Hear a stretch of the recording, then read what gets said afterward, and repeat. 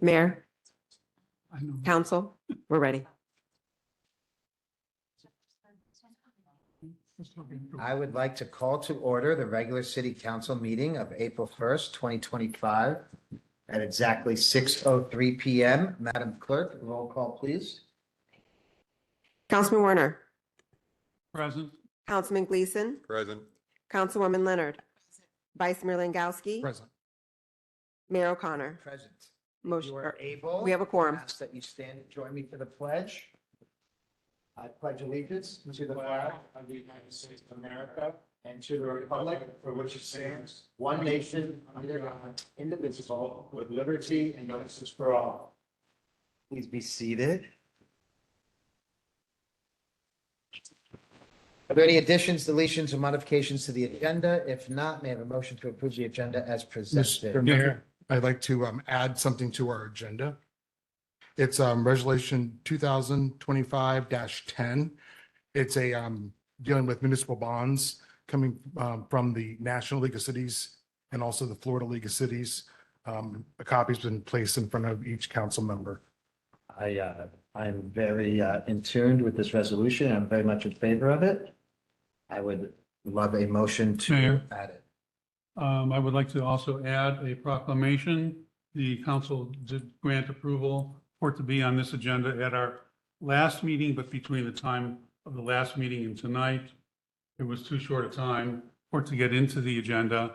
It's a proclamation declaring April 20th to the 27th as National Days of Remembrance. Okay, let's do one at a time. Let's go back to the resolution 2025-10. Mr. Vice Mayor Langowski wants to add it in. I would also like to see it added in. Do I have any opposition from the council? Okay, so let's amend the agenda to include resolution 2025-10. Maybe we'll do this under new business. And then Councilman Werner would like this proclamation of National Days of Remembrance. I'm in favor. Do we have any opposition from the council? No. Let's add this in. Do I have any other proclamations? Yeah. So let's add this in right away. Are we good? It'd be under your presentation. Okay. Now I need a motion to approve the agenda as amended. No, sir, you need a motion to amend the agenda. I need a As- motion to amend the agenda, and then I need a motion to approve it as amended. Correct. Motion to amend the agenda? A second. We have a motion by Councilman Werner, seconded by Councilwoman Leonard. Roll call, Councilman Werner, Aye. Councilman Gleason, Yes. Councilwoman Leonard, Yes. Vice Mayor Langowski, Yes. Mayor O'Connor. Yes. Motion carries 5-0. Thank you. Now, if I may please have a motion to approve the agenda as amended. I'll move the approval of the agenda as amended. Second. We have a motion by Councilman Werner, seconded by Councilman Gleason. Roll call, Councilman Gleason, Yes. Councilwoman Leonard, Yes. Vice Mayor Langowski, Yes. Mayor O'Connor, Yes. Councilman Werner. Aye. Motion carries 5-0. Public comments. This section of the agenda allows for comments from the public to speak. Each speaker will be given a total of 3 minutes to comment. A public comment card should be completed and returned to the city clerk. When you're called to speak, please go to the podium and prior to address the council, state your name and address for the record. All public comments will be noted and may receive a response if necessary. Any follow-up will be handled by staff at a later time. Madam Clerk. Mayor, we have a public comment card from Mr. Bobby Faber. Barber. Know the drill. Yes, sir. Bobby Farber, 4829 St. Armand's Way. All right. I've gotten to the right person at FPL who's going to help me out. You probably all know who it is. There are no more blue lights in our city. They're done. All right. They're fixing them on a regular basis. So the ones that are out are now being lit. I was contacted by somebody from Sky Cove who's been trying to get their blue lights fixed for a year and a half. And in 2 weeks, I managed to get every single one of them changed. I'm also in Crestwind. I had them do a survey of all the lights that were out. They're currently getting fixed, poles leaning. Also going to start with the transformer pads that are all crooked, leaning. We're going to get them uprighted and fixed. So we're going to continue working on that. maybe going back to what you guys were all discussing before with signage, I don't know if it would be possible, but maybe it's time to put together, a committee that deals with the street lighting, the traffic maintenance, signage and all that type of stuff. And maybe to help out, take it off your hands. So just a thought. But we're going to keep working on this stuff. We'll make sure, at least I will, that everything gets done. We're building new places and there's going to be more coming. The next thing I'd like to address would be the Westlake sign. I've noticed how marquees come up in pictures. They're on YouTube. They're everywhere, but that's Photoshopped. Doesn't look like that. I would imagine the city would want our stuff to look pretty decent, right? Colorful, maybe better looking than that. So I'm just wondering if I would be able to solicit some nurseries or resident landscaping and see if they wanted to take care of that in lieu of a sign, stating that they put it up and we could maintain it and we could do it. Ken, I'd like you to also, if possible, have some of the guys go out, the Westlake marquee, the trees, the lights, they're out, and maybe we can get those lit once again. Third, I'll pass this around to you guys. I noticed in Crestwind, we have a tree that's in there. It's called a Jatropha. They put it in phase 2 and 3. This is a poisonous tree. Every part of this tree is toxic. It has quercetin in it. It has ricin in it. And I don't believe they should even be in our developments. I noticed that they were also out, I think, in Westlake Landings. Once again, I think these should be stricken from anything that should be put in this development, seeing how it's toxic to children, humans, and dogs. What's the name of the tree? It's called a Jatropha. Can you send me personally? I'm going to hand you Can this you also send it to me? 100%. To all of us. So I want it to maybe be stricken that we don't put it in. And I'm currently going to work with Leanne to have Culta come in and remove these. If you eat a few of the leaves, the seeds, bottom line is it causes severe vomiting, diarrhea, and many other things. I will give it to you to look at it. We can talk after the meeting. Send that to me, Mr. Farber. Yes, sir. Always a pleasure. Okay. Thank you, sir. Pass it around. Do we have any other public comment, Madam Clerk? I have no other public comment cards, Mayor. Okay. Moving forward with presentations and proclamations, I will read this proclamation that's added, and then I will invite Dr. Kaplan, who I saw come up here. All right, we are declaring April 2027, 2025 as National Days of Remembrance. Whereas the Holocaust was a state-sponsored, systematic persecution and annihilation of European Jewry by Nazi Germany and its collaborators between 1933 and 1945. Jews were the primary victims. 6 million Jews were murdered. Roma people with disabilities and Poles were also targeted for destruction or discrimination for racial, ethnic, or national reasons. Millions more, including gay men, Jehovah's Witnesses, Soviet prisoners of war, and political dissidents, also suffered grievous oppression and death under Nazi tyranny. And whereas the history of the Holocaust offers an opportunity to reflect on the moral responsibilities of individuals, societies, and governments, and whereas we, the people of the city of Westlake, Florida, remember the terrible events of the Holocaust and remain vigilant against hatred, persecution, and tyranny, and whereas we, the people of the city of Westlake, Florida, should actively rededicate ourselves to the principles of individual freedom in a just society, and whereas the days of remembrance have been set aside for the people of the city of Westlake, Florida, to remember the victims of the Holocaust, as well as to reflect on the need for respect of all peoples, and whereas pursuant to an act of Congress, open parentheses, Public Law 96-388, October 7, 1980, close parentheses, the United States Holocaust Memorial Council designates the days of remembrance of the victims of the Holocaust to be Sunday, April 20th through Sunday, April 27th, 2025, including the Day of Remembrance known as Yom HaShoah, April 24th, 2025. Now, therefore, on behalf of the City Council and the people of the City of Westlake, I, John Paul O'Connor, Mayor of the City of Westlake, do hereby proclaim the week of Sunday, April 20th through Sunday, April 27th, 2025 as Days of Remembrance. In memory of the victims of the Holocaust and in honor of the survivors, as well as the rescuers and liberators, and further proclaim that we as citizens of the city of Westlake, Florida, should work to promote human dignity and confront hate whenever and wherever it occurs. The foregoing proclamation was sponsored by Councilman Gary Werner, and upon unanimous consent of the council, the mayor declared the proclamation duly enacted. Thank you, Mayor. And thank you, sir.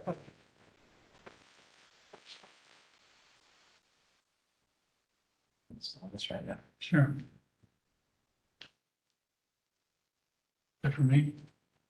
It's for you. I'll sign another one, and we'll sign all of them all. We'll do whatever we gotta do. I'll Thanks. sign 12 of them. All right. Now, Dr. Kaplan, we have a presentation of sample documentation for fundraising from our Education Advisory Board. Welcome. State your name and address for the record. Anita Kaplan, 5459 Santa Rosa Lane, Westlake. And I am also the chair of the EAB. Everybody knows what the EAB is, the Education Advisory Board. Actually, this month is the year we've been together. So we've had a lot going on, and I'm going to share some of that with you tonight. Please. I was going to introduce Lisa Barron, who's our high school representative, and Crystal Lexima, who works with Golden Grove, but we didn't hear back from them about tonight, right? But we have Colleen for Lizzie here, and she's another member. Want to stand up, Colleen? Thank you. And it's been a great team to work with. We already lost a member, though. We lost Keith Miller. So we're down one person, and we never got the additional person. So for any of you that might We be have two interested, vacancies right now? pardon me? There's Yes. 2 vacancies? Yes, the alternate and Keith Miller's. Okay. And I wanted to give special thanks to Alicia Torres for her fabulous Uncle Sam, we need you to the board to try to get some more people. I don't think we've had any response either to either of you, have we? And I think we sent out a blast to all of the people living in the area. If I may, we actually recently received 2 applications that council will review at the next council meeting. Oh, great. Okay, thank you. Work. Thank you, Ms. Torres. All right, just to give a brief overview of what we've been working on since April 2024, because I think this relates to the focus of what we wanted to talk about. We meet only 4 times a year, but we're going to probably need to meet more frequently now that we're going to be getting going, I hope, into the community. And we meet at the old, oh, I shouldn't say the dated City Hall. We have our meetings. And people are welcome to come if they would like to come. I think that schedule is also listed. One of the first activities that we were to do was not so different than what you're starting to do now. And that is we thought we needed to develop a strategic plan. And so, of course, we have abbreviated time at the meetings. So this is not something that can be spread out over the meetings that, are not that frequent. So we did it all within one of our earlier meetings. And what we decided the focus was going to be was where are we going and how are we going to get there? So the first thing was, of course, a brainstorming strategy. You probably all participated in some kind of a strategic plan. So all the members just threw ideas onto the print paper, the large paper with my scratchy writing. And we didn't discuss people's ideas. It was just, let's get all the ideas down and then we can talk about it once we're through the whole thing. Once we had the ideas recorded on sheets, then we asked everybody to pick their 3 top areas. And we had a lot of discussion around that. There were a lot of people lobbying for the 3 results were, and this is in no particular order. School awareness issues. How do we bring more awareness of the schools to the community and what they do and what they offer? Volunteer opportunities. I know Cresswin has been involved in some of the volunteer opportunities at the schools. And then the big issue that came up frequently was fundraising. They don't have any kind of cash money to do some of the small things that are not really small. We had Linda Edgecombe here. She got the 5K money, and that was because she wanted more items for the students to have during recess. And there's just, not budgets for those kinds of things. So as I said, it generated the most discussion. And as a result of that, we had one member, Crystal Alexima, who's our computer wizard, that's not me, who developed, and I think you got a copy of it, a letter that would be a support letter that we would bring to the businesses or the restaurants that we might approach. That became a discussion point because I happened to go to a Culver's, it's not in our city, but I noticed on the wall, they had all these images of students there, and it looked like teachers and parents.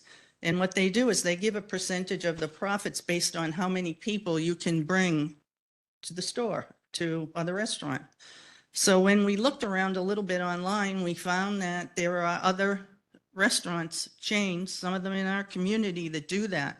So we thought this might be a great way to think about creating a fund source for the schools. Now, I believe you have some copies. If you didn't get them this time, I think they were distributed in the past. Just so you know, this was the very drafty draft of what we came up with. I think you may have seen it from the strategic plan. Were these attached to the agendas? I'm not sure this time. Yes, okay. So this is a great sort of sample of a fundraising document where you would put the name of, who might be there, what restaurant. And then there was a draft of a letter that we would present to those people. I'll mention something that I had talked to Greg about, and I think Greg had talked to other people about it. I thought it would be nice if we had something, if we're going to be approaching people for potential fundraising, that identifies what our role is with the city of Westlake. We had asked for business cards, but they said we couldn't do that. Then there was some talk about a pin or something like that. Is there any way we could, solve? I mean, anybody can write up a letter. I suppose anybody could make a business card, but something that would show that we're really official people of this council. If we could pause for a second, city attorney, is there any reason why we can't give them some kind of credentials that state that they're For what purpose? validation? Yeah, so that they know that we represent When they walk into a business, particular, they're not just anybody asking for. for resources, yeah. Is there something that would bar the city from giving them some kind of We'd have to credential? look into it, but they're, They are a committee. I'm aware of that, but they're volunteers Mhm. appointed by the board. They don't have any official city authority. Correct, even if it said volunteer. Yeah, Something like that, yes. yeah, you can say Volunteer that. delegate, advocacy, volunteer delegate. Yeah, We can- sure. We can pretty the title up. and it's- Yes. Yeah, we could put that in the letter and in the flyer. Yeah, Yeah, something that would yeah, give you guys some juice. that would be great. Exactly. Okay. That's what you're saying. What we need is some juice. Understood. I hear you. It's interesting because some of the topics that we discussed that were also problematic is there's after-school activities. And I don't know, in my day, it seemed to me we did them during the school day where you have like a chess club or a math club or a robotics club or something like that. And we were hearing that there's a charge for that, $300. And I'm imagining that must be some kind of pay for the teachers, Charge From whom? This is at the high school? No, to the charges to the parents, I guess. For where's the program? The robotics club, the chess At club. the high school? Yes, mostly at the high school. Okay. Yeah. Sorry, I'm just trying to follow along. And we're hearing that some of the students can't afford it. So, that's would be, another source that maybe we could tap that would help out some parents that need perhaps like somebody watching their children later in the afternoon and they want to join a particular club. So if I'm understanding you correctly, the greatest need right now is additional fundraising. So Yeah. Yeah. And, there's questions of how we would do that. I would imagine that if somebody were to make a donation, that it would be to the city of Westlake, not to what did you do with the 5K money that people paid when they paid? it came to the city and I believe we just passed it penny for penny right. Okay. So something similar to that, I would think. That still has to come back before the council. They were waiting for the expenses to complete it.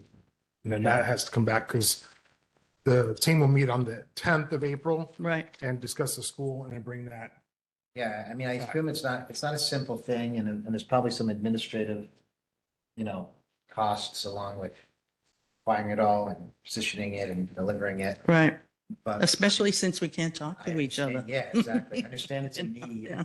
And I'm gonna challenge staff to try to come up with a way that we can help. I know other cities help their schools all the time. And we should not be an exception to that. So I'm gonna ask staff to find a way that we can help our schools. To keep thinking outside the box. That's why we need to raise money, you know? Maybe that would even. Mr. Mayor, Councilman. Thank you, Mayor. Dr. Kaplan, just a question. Uh-huh. And I've been out of the school environment for quite a long time. Kids are grown and out of the house. But are there any support groups at each of the schools, like parent-teacher association, where you might be able to tap into those support groups and have them do much of the legwork for your committee? And then they can get the donations directly from the business and distribute it to each school that they're associated with.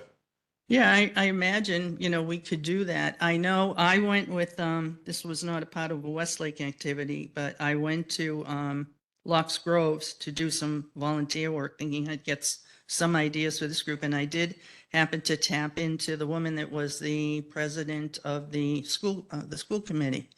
And she said, yeah, I'll let you know when the meetings come out. I said, do you have a schedule? So she said, no, we kind of meet as needed. I said, okay. I haven't called back, but we can identify that surely. I think that's a great idea. Yeah. Try to get more people involved. Exactly. Yeah. It's my, Yeah. Mr. Mayor, if I could, please. to follow up on Councilmember Warner's comment, I have legal reservations about the city collecting the donations. I was actually just about to say that it's my understanding that there's some kind of, I'm not gonna call it a loophole, but anybody can donate to a school at any time for any reason, and they can take the money. That's my understanding I directly. don't know, really. So perhaps if we can become the conduit, not necessarily Facilitator, facilitator, but, get the money where it's gonna be most, but, effective, but not necessarily be the conduit to. where- well, we'd have to audit the money, we'd have to Correct. And earmark we have to it. pay to administrate it, which. Yeah. could be Yeah. expensive. It becomes a bit more But if complicated. we can collect it on behalf, Sure. Or You tell me what's the Encourage- best way to do it? Encourage it. know. and then we get them, like, say you're raising money for backpacks, whatever the case may be, we'll get whoever, not we, but you'll get whoever it may be to write checks directly to. Well, here's something else that I thought of. This is in sort of the future ideas list that I just wanted to share about things that some are my ideas, some of the members of the committee. What about if we had a 401c3? I happen to notice that Wellington has a Wellington Community Foundation. Why couldn't we have something like that where people make donations on behalf of our schools or whatever Start we do? calling it like the CRA. Well, wouldn't that be more of a Territory. community-based association? It's part of the city. Yeah, some for the cities city, have for the city. donations, but we'd have to look at it. It's very involved. Because then they can deduct their donation. Well, correct. Well, they That's can why. deduct it regardless, even if it's directly to. the- Yeah, If I not give us, them. Donation to the city, there's no tax deduction. Oh, okay. It has to That's be good, a- yeah. Has to be a 501 or directly That's to the good. school board. These are things we need to look into, but we understand the intent, we understand the goal, and we want to help the children, and help the children we shall. Yeah, We just exactly. have to Figure out how. I mean, there are some other things that we want to do that don't require funding per se, but I do think it can be limited. But before Keith Miller left, he was somebody that raised something that I find very important, and that is the trades that are an alternative for many, many young people that are in school. I think for many of us, we think that the traditional K through 12 is what everybody should do, and that's not necessarily true. Nor is it necessarily any more profitable than some of these people do when they learn a trade. And we have in Westlake, not Westlake, in Belglade, a school called West Tech that serves all the areas. And the high schools do a lot with the trade. You saw that when they were building that building. But I don't think people know what the possibilities are when you get involved in those kinds of I mean, I know trades. Principal Hatcher has a program where he's doing drone technology, and FP&L will hire these kids right out of high school with serious money to Exactly. go fly these drones to survey the power lines and so on and so forth. But that's, They also build a house. and they build. They did build a house. Build a house to yes, have it yeah, that big. exactly.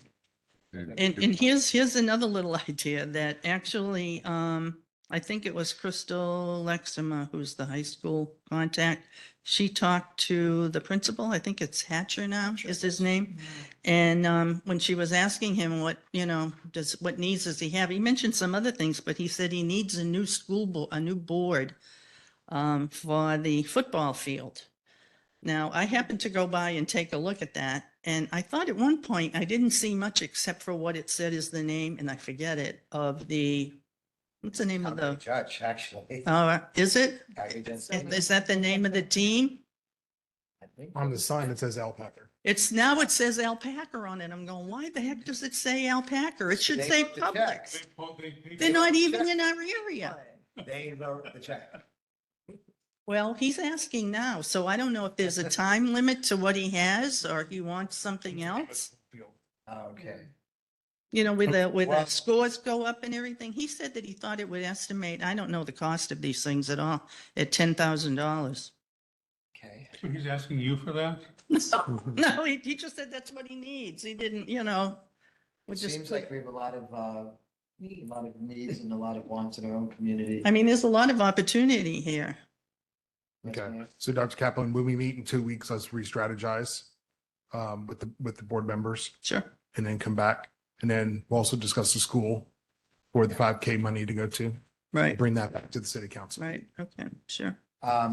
I will say one thing in closing, since we're talking about education, is we all know we have a new elementary school coming. Yeah, I'm going to use some of my mayor juice, let's call it, to encourage the school board to come in and give us a presentation on the school, how it will mitigate traffic, drop-offs, pickups, so on and so forth, as well as I would love nothing more than to have a member, because right now they just went out for RFP in terms of the design, and it's going to be a prototype school. They've given us the parameters of the exact school that they want to put here. The old adage is if you're not at the table, you're on the menu. So I would love somebody from this committee and or the liaison for the committee, the vice mayor, to be at the table in terms of the design phase. So I'm going to work on that. They could just tell me to kick rocks. Who knows? what about the art in public places? Isn't there somebody on that committee that? There is, but that has nothing to do with the school. That's art, public places. Mm. We're talking All right, education. okay. So I think somebody in education should be involved in this. Okay, yeah. So whether it be the liaison to the education committee or somebody on the committee itself, I'm going to try and get us a seat at that table. Okay, that'd be At great. the very least, let's get them in here to explain. Get what our they want. faces in front Yeah, of them the- more the- often. you Yeah. know, We're the sure. stakeholders. It's in, the school board has this way of operating autonomously, and it's their dirt, it's their land, it's their police force, it's their everything. But it's still in our city. Right. So if we can somehow insert ourselves into the conversation, that will be. I'm going to a board meeting on school board meeting, April 23rd, so I'll see Marcia there too. Yeah, I see So I'll Marsha, talk. she's retiring. Oh, she is. This year? She's retiring. Oh, man, she was But great. She's I'm a gonna try powerhouse. and make it happen before she retires, so at least Okay. start the conversation. And I've already spoken to her a little bit about it. But that being said, we've got a whole meeting ahead of us. Thank you. All right, thank you for so your much, time. Dr. Kaplan. Appreciate it. Thank I you. appreciate you, and thank you for that update. Moving forward, we have before us Resolution 2025-08, a resolution for the plat of Westlake Pod G, North Parcel, City Attorney. Resolution by title only, resolution of the City Council, City of Westlake, Florida, approving the plat of Westlake Pod G, North Parcel C, being a replat of portion lot 1, Westlake Pod G, North Plat Book 138, pages 3 through 5, inclusive, Public Records, Palm Beach County, Florida. Line in Section 1, Township 43 South, Range 40 East, City, Westlake, Palm Beach County, Florida, providing for recordation, conflicts, severability, and effective date. All those individuals going to testify during the course of this proceeding, please stand and be sworn. You solemnly swear to tell the whole truth and nothing but the truth. Please proceed. Let's disclose any ex parte, myself having none. None. None. None. Okay. Welcome to Westlake. Thank you very much. Good evening, Mr. Mayor, council members. For the record, Donaldson Hearing here tonight on behalf of Minto PBLH LLC. With me is Ms. Catherine Rosmill with Lewis Longman and Walker, and we're here to present to you the plat for parcel G North. And I'll go ahead and kind of bring you into the orientation. Oops. I was on the agenda. Are you able to pull up my PowerPoint? Looked like mine.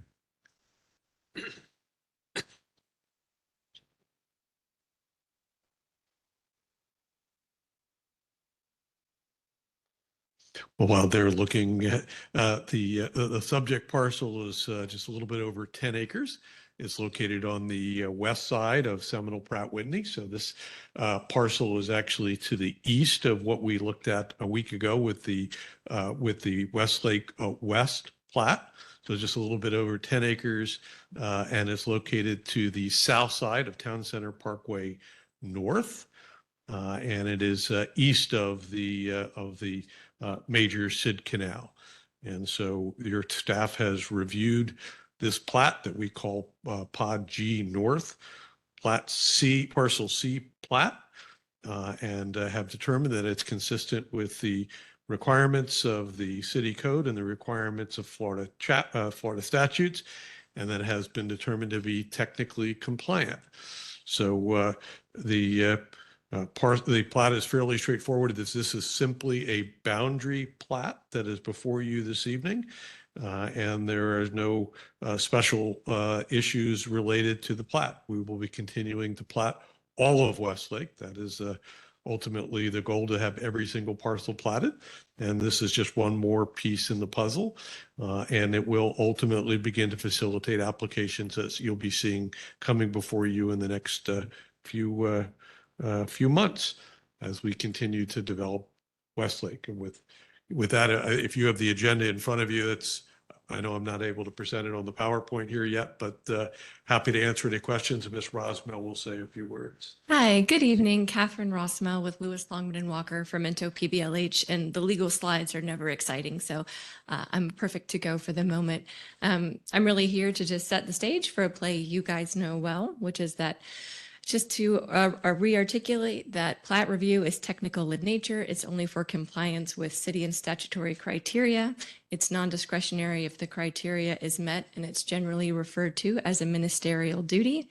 The Florida Supreme Court has routinely explained that to deny a plat application, a local government agency must show by competent and substantial evidence that the application doesn't meet the published criteria. We are very happy to present a plat to you tonight that does meet all published criteria. So hopefully this is an easy decision, and Dawn is stuck with the harder part of going through the design.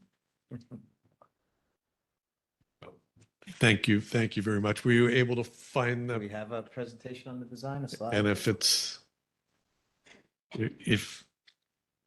I have a thumbs It's up. also page 22 of your agenda. Did you find it? Here we go.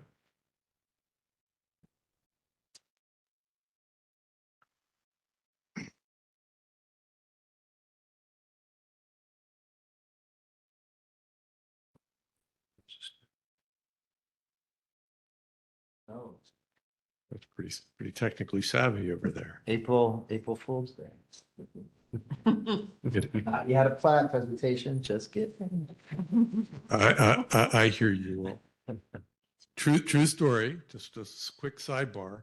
I woke up this morning and my daughter, my grown daughter, who's a pharmacist in Wellington, had put over 100 little rubber duckies all over my bathroom and in my coffee pot, where I got my yogurt for breakfast, and all through my car. They're sitting in my car when I leave. Little rubber duckies. So Sounds so fun. that's but so I'll quickly run through the PowerPoint again. Donaldson Hearing for the record, Westlake Pod G plat, parcel C, and I'll run you through Our team is here. If you're familiar with them, plot acres is 10.63 acres.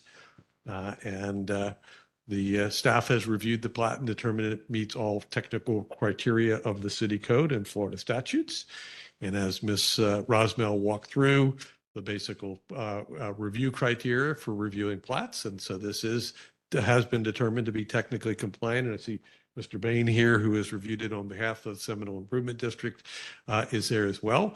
So here's the overall graphic of Westlake. You can see the location. So the site is just located just to the south of Town Center Parkway, north and west of Seminole Pratt Whitney. Here's the cover page of the plat, fairly benign, includes technical criteria, some signature blocks for the owner and city and Seminole Improvement District to sign. And there's the plot itself. And it's technical. You can see the lake is a signature which is outside the physical boundary of the plot, just west of Seminole Pratt Whitney, that kind of gives you the geography of where we are at, and Town Center Parkway to the north. So we're excited to bring this before you and look forward to your approval this evening. And then we're happy to answer any questions that you have. You're recognized, sir. Thank you, Mayor. Mr. Herring, on that map, the north right-of-way there is for the future Town Center Parkway North. That is correct. And you approved that plat, I think 3 or 4, 5, 6 months ago. Right. And I believe we've got engineering plans going through the review process. Right. And then just south of that, between that right-of-way and this particular parcel is another distance. I don't know what it is.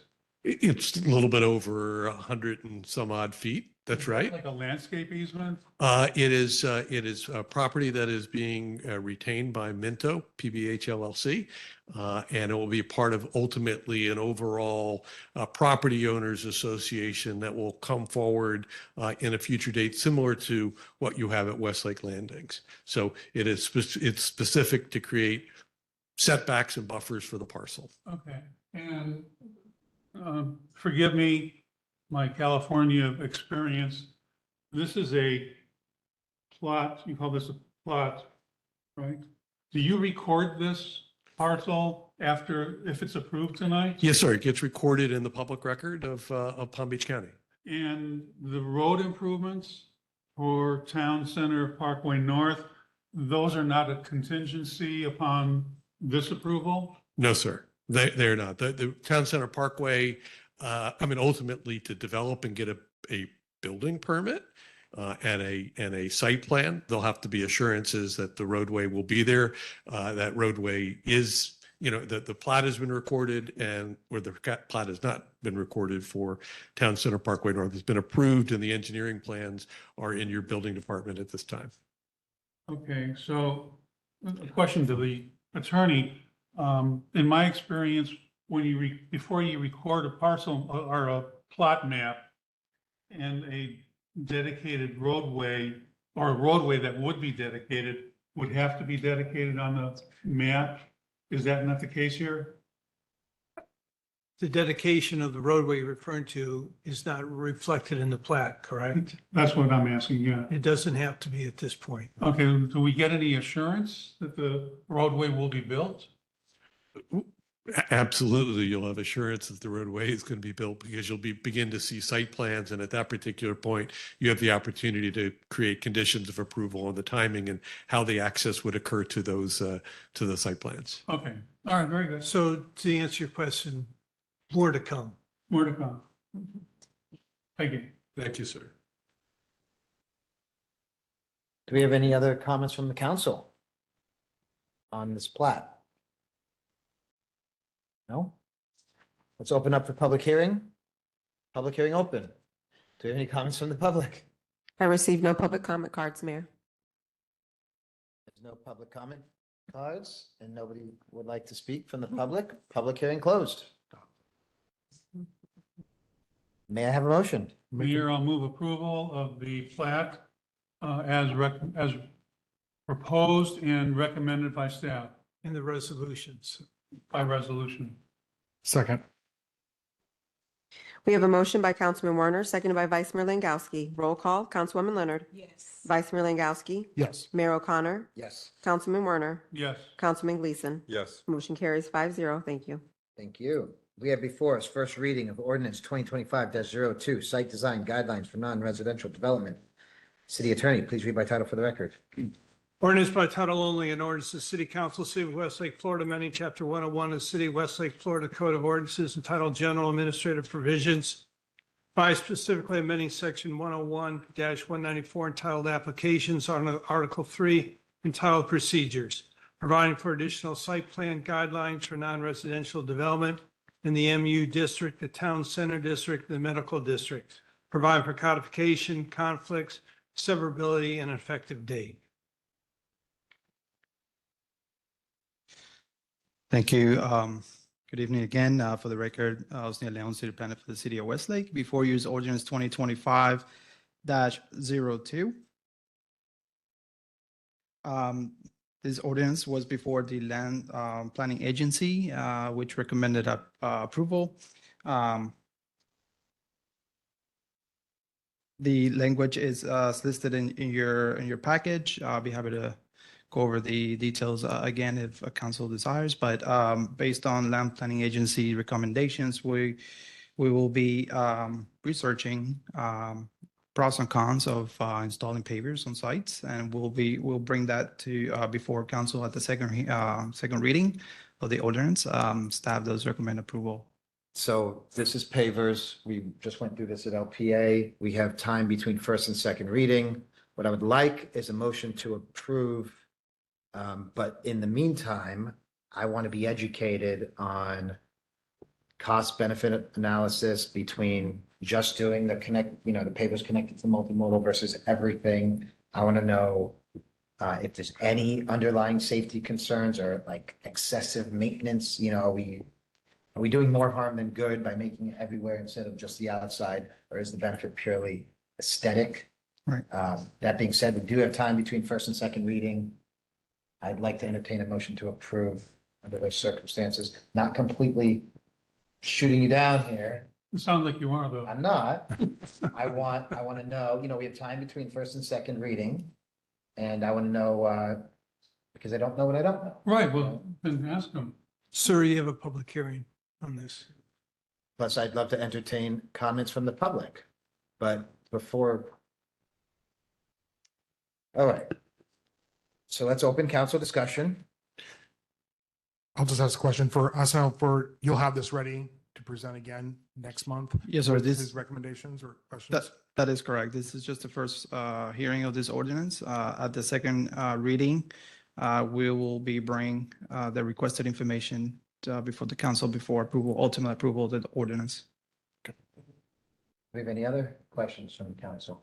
I would like to just understand what you're going to bring at the next meeting. Are you suggesting we're not taking action tonight? No, I would like to take action, Okay, but we have time to amend it between first and second reading. okay, well, I'd like the staff then to consider my suggestion that we alter under section U, number 1, delete the word perimeter and insert the words all perimeter and internal.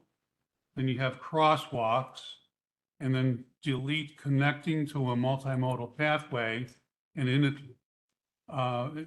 its place, replace it with depicted on the approved site plan. Is that a motion that you're No, making? No. I want him to consider it in his, So, investigation. Of course. so the council, will consider, I guess, the motion to Yeah, include this I wanna hear a ordinance to motion get as direction to is. staff. But in between the meetings, I want to be educated on benefits of what Councilman Warner is proposing versus the detriments. I also want to know if there's any, excessive maintenance that's going to be required by doing pavers everywhere. Do these things separate over time? Do they become a tripping hazard, become uneven? I want to know all that I can know between now and then. But otherwise, I'm okay with approving it as presented by staff. That's where I'm at. Well, you cut me off because I want to also have staff consider the alternative. So are you making a motion for that right now? Well, if you'd like me to, I will. You're more than welcome. All right, I'll move approval of the staff proposed ordinance with amendments, which would be as follows. Under section U, number 1, delete the word perimeter, replace it with all perimeter and internal, and then continue with crosswalks, and then delete connecting to a multimodal pathway, replace it with depicted on the approved site plan, shall be delineated using contrasting paver blocks consistent with those utilized throughout the city. In other words, for members of the audience that weren't here earlier, the staff recommends an ordinance for pavers in the crosswalk only along the perimeter of the site where that perimeter connects to a multimodal pathway. And I'm suggesting that they're saying internal crosswalks materials can be decided upon by the property owner or developer. And the alternative, I'm suggesting the wording that I did so that not only the perimeter crosswalks, but also the internal crosswalks as shown on a approved site plan would also be pavers. And the reason for that is so there's a quality community character that has already been established in the residential areas where all of our crosswalks are pavers, that follow through to the commercial, non-residential areas as well. That's my alternative. That's the motion. And that's a motion. Do we have a second? Am I allowed to ask a question? Sure. Okay, so in regards to that, Sir, Councilman Warner, Respectfully, Actually, no, right? if you have a motion on the floor, if you want to have discussion, you should second it for discussion.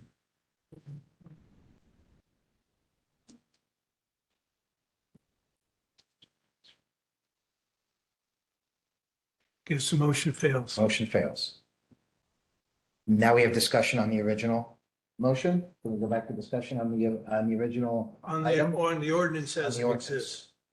Any question you might want to ask, you're welcome to now. You're recognized. I would still like to hear a response from Councilman Warner's question. If you can, I don't mind reaching out to you to, bring it up at the next meeting, or I can reach out to you as well. Definitely. Before Yeah, next month. what I would like is I would like to move forward as is, but in between now and second reading, I would like staff to have a presentation ready, based on all the information, including everything if possible. I want to know safety concerns again. I want to know cost, Right.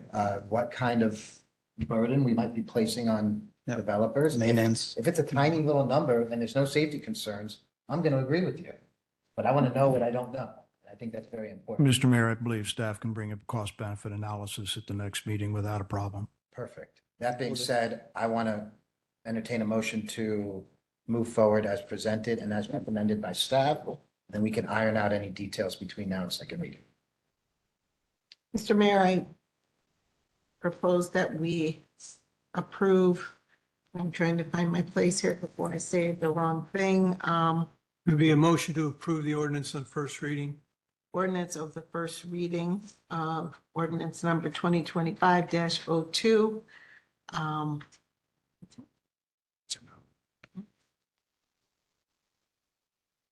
So we can move on. I will second it. Just did this. We have a motion by Councilwoman Leonard, seconded by Vice Mayor Langowski. Roll call. Mayor O'Connor, Yes. Councilman Werner, Aye. Councilman Gleason, Yes. Councilwoman Leonard, Yeah. Vice Mayor Langowski. Yes. Motion carries 5-0. Thank you. So you got work to do. Yes, sir. All right.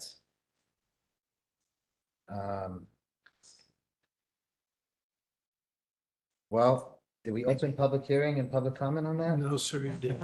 Let's open public hearing. Do we have any comments from the public on that item? Ms. Torres? Hi, everybody. Alicia Torres, 5847 Whippoorwill Circle. I just had this memory that Publix was very adamant about not having crosswalk pavers. And I'm not sure if they were willing to kind of axe the project altogether. but they were very, very strongly against having pavers for liability reasons.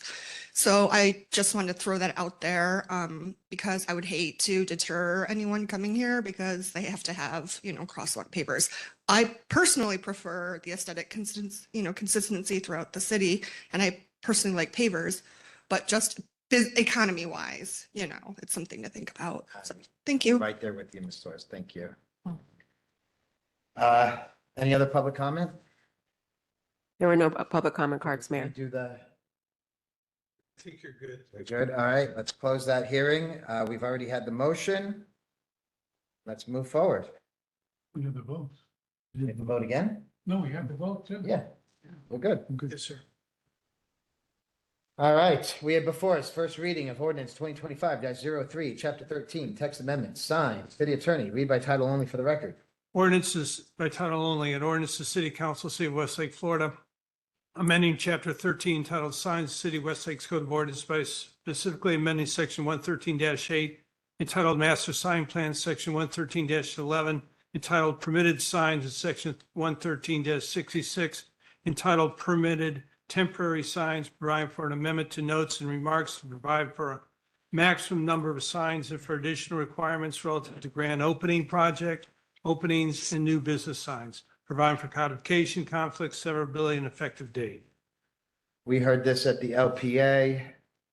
There were some questions from the council regarding, Timing. consistency and timing. I believe the LPA made recommendations, since we're a brand new flourishing city, to allow some grand opening signs for longer than the afforded 10 days or 7 days that the code required.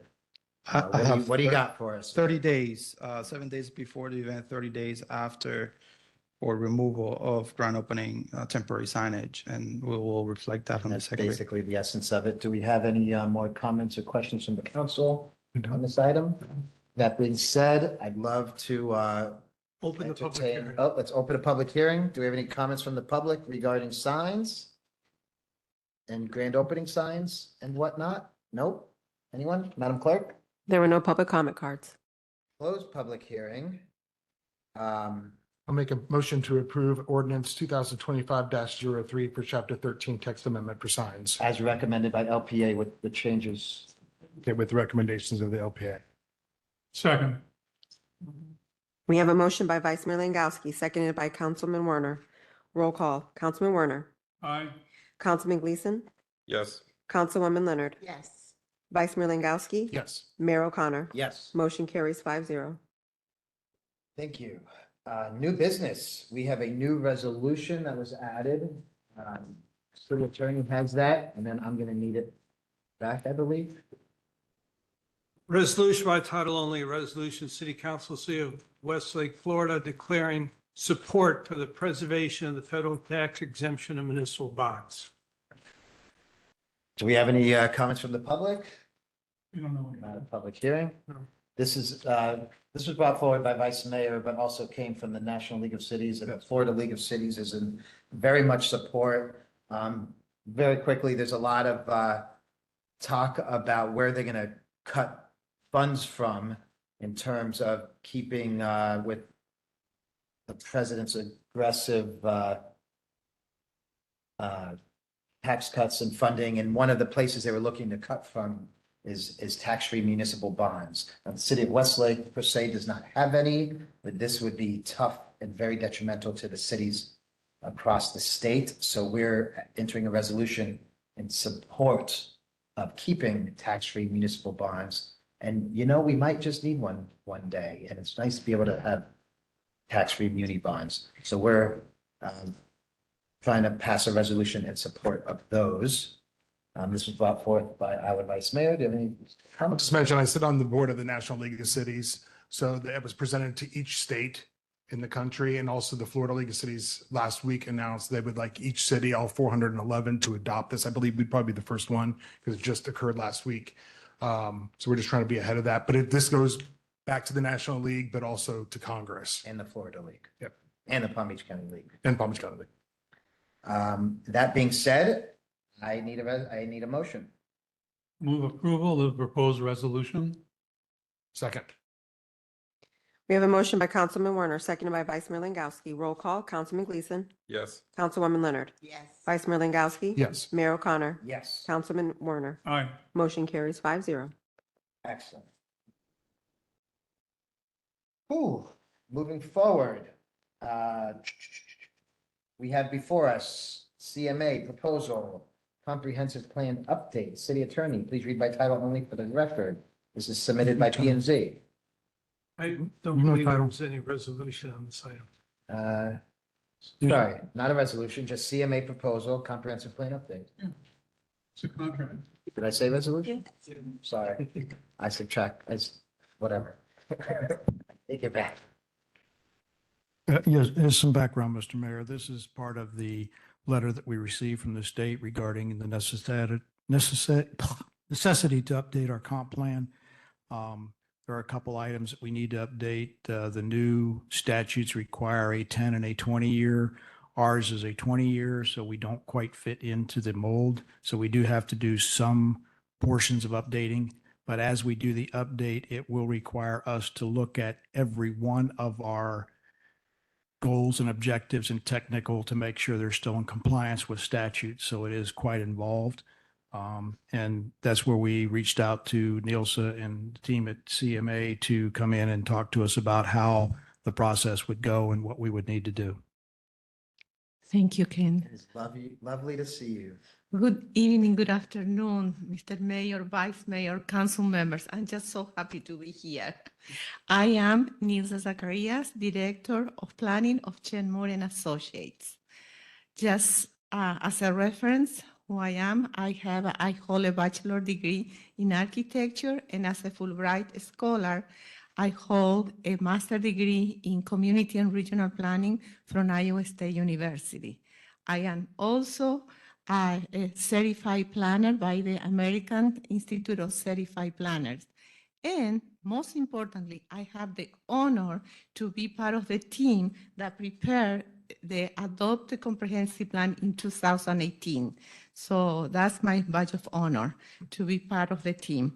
And I just want to share with you very, very few slides, some key concepts with regard to the comprehensive plan and Florida statutes.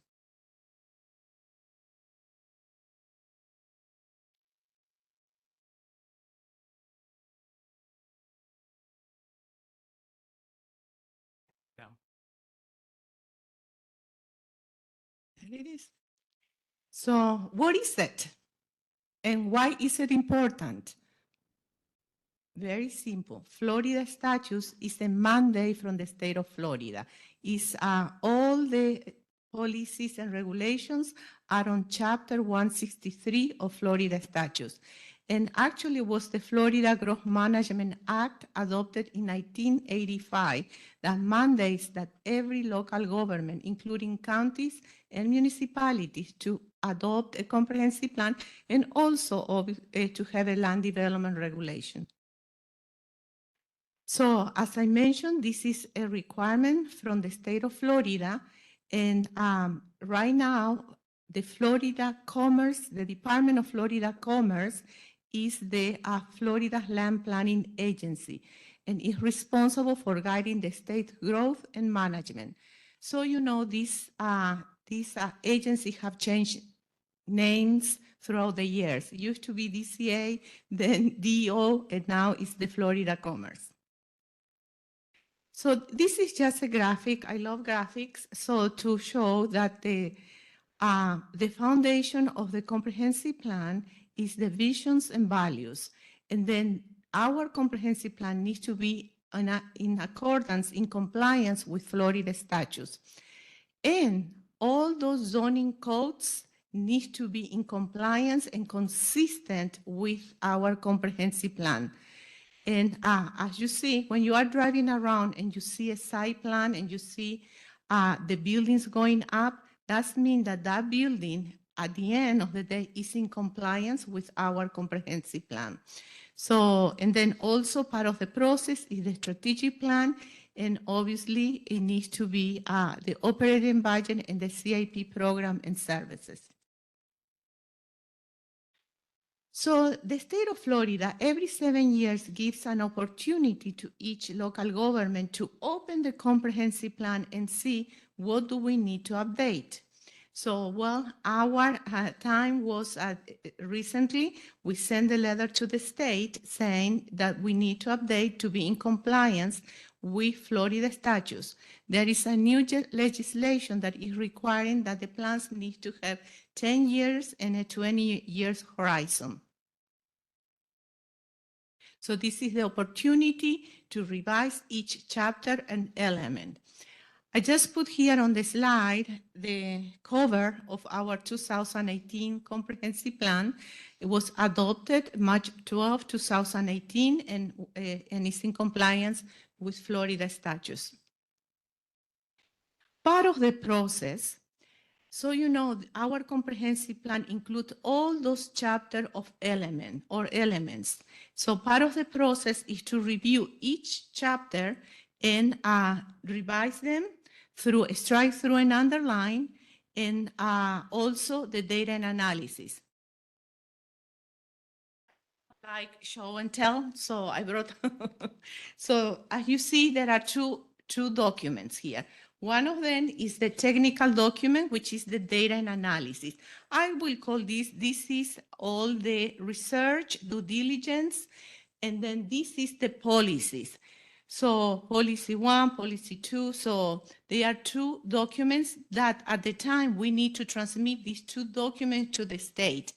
The technical data needs to support these, the policies.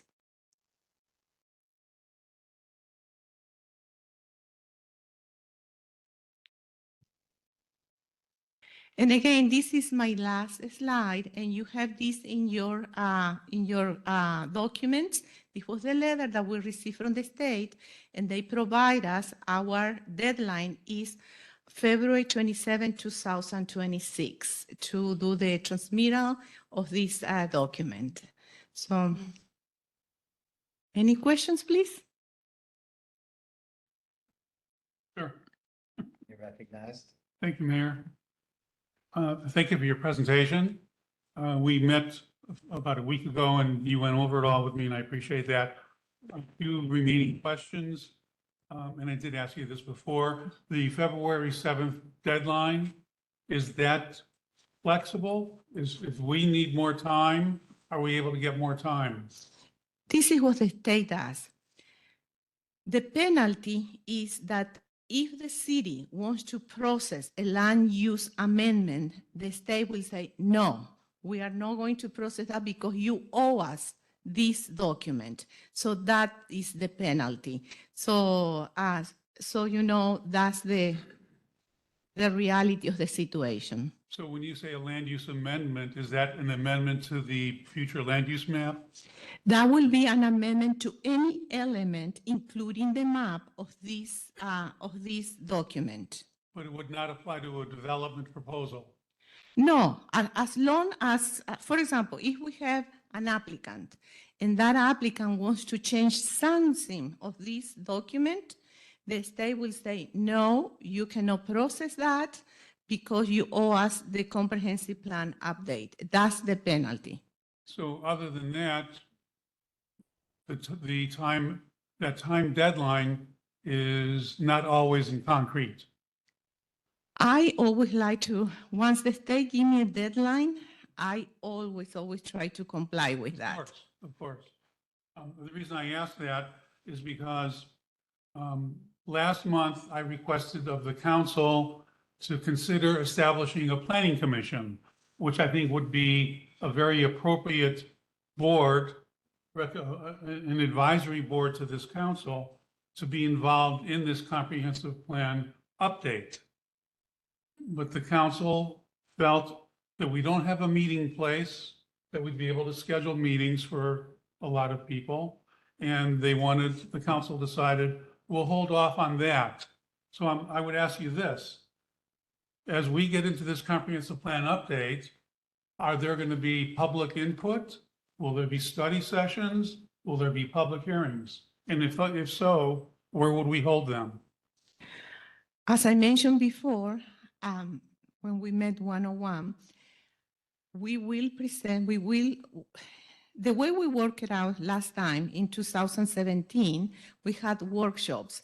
For example, we will do like a 1 or 2 chapters elements, and then we will come here on a workshop and do a session, break it down one by one. These are the policies that we are adding. Imagine at the time was everything new. So we did those workshops and explain what are in this case, we're gonna show this is what is existing and this is what we are proposing. So to answer your question, we will have workshops, and every workshop is a public meeting. So advertise, and people will be more than welcome to attend. Mr. Mayor. To the city manager. Yes, Mr. Mayor, and to answer Mr. Werner's question, what we will do is we will schedule workshops prior to a council meeting date so that we can do the workshop and then we do a council meeting, council meeting, which is the most effective use of everybody's time. You mean the same night as, but before? Yes, sir. So we could use this room? That's what we would do. We would work to schedule to utilize this room and take it up from maybe a 4 o'clock start and a later council meeting, depending on how we want to do it, depending on how much time we believe is necessary to cover the units.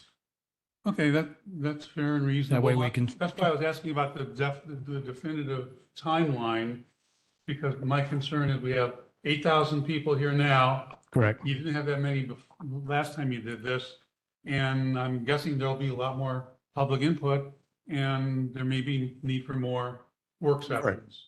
That will be scheduled in conjunction with council meetings, and if necessary, between council meetings, depending on the timeline, depending on how much we need to cover at the time.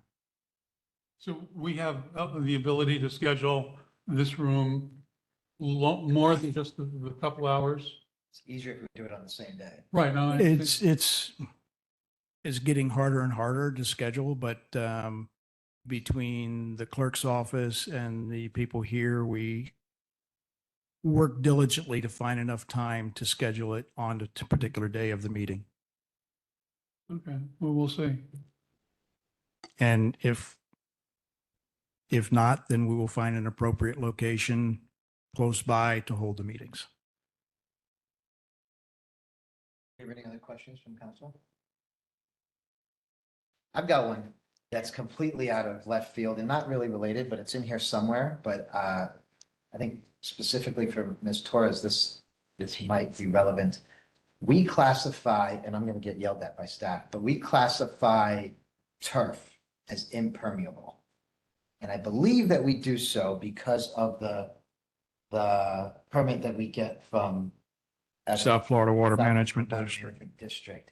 Can you touch on that? Because it's not actually impermeable. I mean, we've seen the glasses of water in the turf and it disappears versus concrete that doesn't disappear.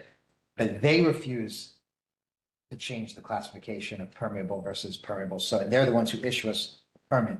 But I just want for the public's benefit that it's not the city of Westlake who's saying that turf is impermeable. Can you touch on that at all? Because it's in our comp plan definition someplace and Well, explain that is extremely important question because there is a lot of confusion between permeable and impermeable. What I suggest is, please, can I have the opportunity to put together 2 or 3 slides for the next meeting? So I would like to show the definition that we have. I would like to show what is South Florida and what are we doing as a city. Please, okay, that sounds good. Love having you back in front of us. Of course. Okay, we have any other comments from council? I have one comment, Mr. Mayor. Neil said, policies also have to be supported by technical data, correct? You can't have Yes. policy if you don't have technical data to back it up. So Yes. they go hand in hand, correct? Yes, what the state does is takes the 2 documents and read future land use chapter for policy, and they will open the technical document or data and analysis future land use element. And they need to, yes, they need to click. I'm just thinking back of the Christmas that I remember. even calling DEA and everything being on questions. Was 2017 17 Christmas time. That's right. I will never forget. Lots of questions coming back from them as to how can this policy be accepted because you don't have this technical and you got a technical here, but you have no policy. So those things I want to just make clear to the board and to the public that they have to fit together tightly or we can't have the policy if we don't have the technical data to really support it. Especially we were a new city at the time. So the scrutiny that this document went through, it was Incredible. a lot. So I'm very proud to say that this is in compliance with Florida statute because it was a further review for all the agencies. So, you know, once the council approved this for transmittal to the state, we don't only transmit to the state, we also transmit to another 7 agencies. Florida DOT, we transmit to Treasure Coast Regional Planning. So there is many other agencies that will be reviewing our document. What happened is that all those agencies send their comments to the state. The state acts like a clearinghouse. They collect all those comments from the different agencies, plus their own comments, and they will send us the ORC report, which is objection, recommendations, and comments. Some of those will be just comments, other recommendation, and other is objection. And then we have to work with the different agencies to find a solution to those objections. So that's what we did back in 2017. And again, it was adopted in March 2018. So we are very aware of the process.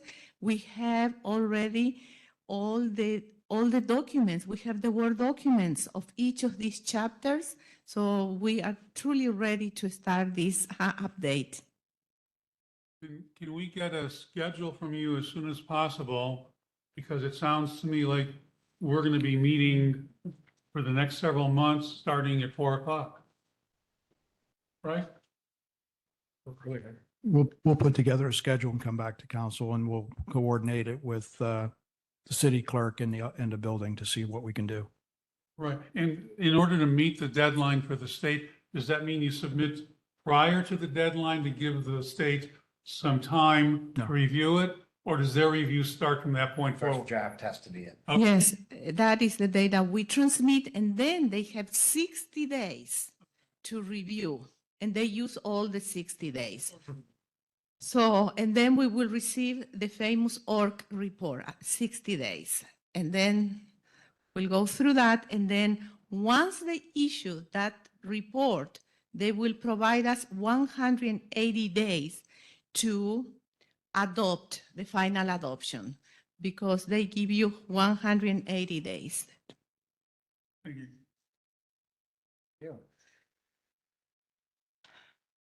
Any other comments or questions from my colleagues on the council? I would just recommend if we can, let's not be late. Yeah, I don't want to piss off the state. agreed. Yeah. We'll take staff recommendations on not being late. Okay, may I have a motion? Make a motion to approve the CMA proposal for the comprehensive plan update. Second. We have a motion by Vice Mayor Langowski, seconded by Councilman Werner. Roll call. Councilwoman Leonard. Vice Mayor Langowski. Yes. Mayor O'Connor. Yes.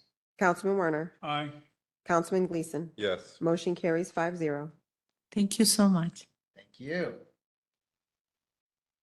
We have before us Resolution 2025-09, selecting a member of the City Council to serve the position of Vice Mayor until April 7, 2026. City Attorney, please read by title only. for the record. Respectfully, Mayor, I'd ask you to entertain a motion to make the appointment prior to consideration of the resolution. Yep, absolutely. I'll speak to this. It has been Vice Mayor Langowski now for 3 years. 3 years. There, in my opinion, there's only one person out there who's waving that Westlake flag. As much as I am, he has stood in for me at the TPA. He somehow managed to parlay his position into a seat on the board of the National League of Cities, which is absolutely astounding. I sit on the board of the Florida League. I'm the VP of the Palm Beach County League, and no small city gets to be on the board of the National League of Cities. And to say that Vice Mayor Langowski has put us on the map is an understatement. He's in DC, out there advocating for us. He's in Tallahassee with me out there advocating for us. And I would love to see him continue this torch that he's picked up and carried so highly. So I would absolutely to see that continue. It's up to my colleagues on the board, but that's where I'm at.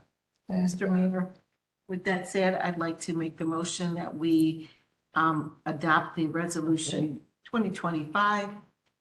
I'm going to make sure a resolution for a city council for the city of Westlake selecting a member of the city council, our very own and current Greg Langowski, to serve in the position of vice mayor until April 7th, 2026.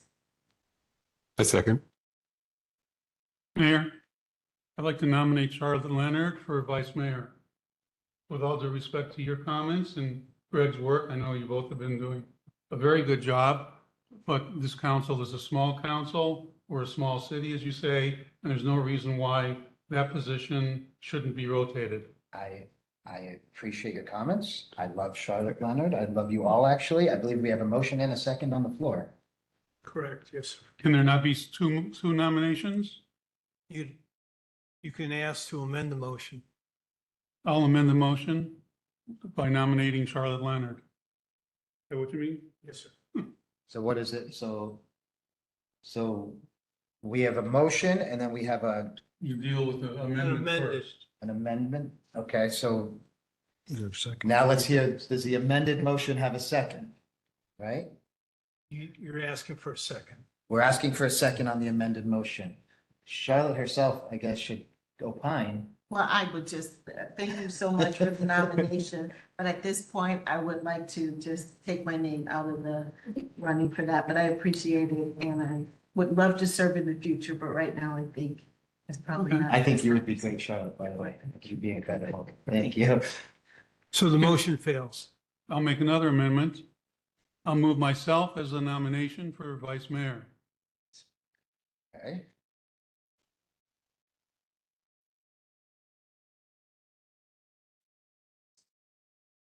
I'll second it. I don't know if we could do that.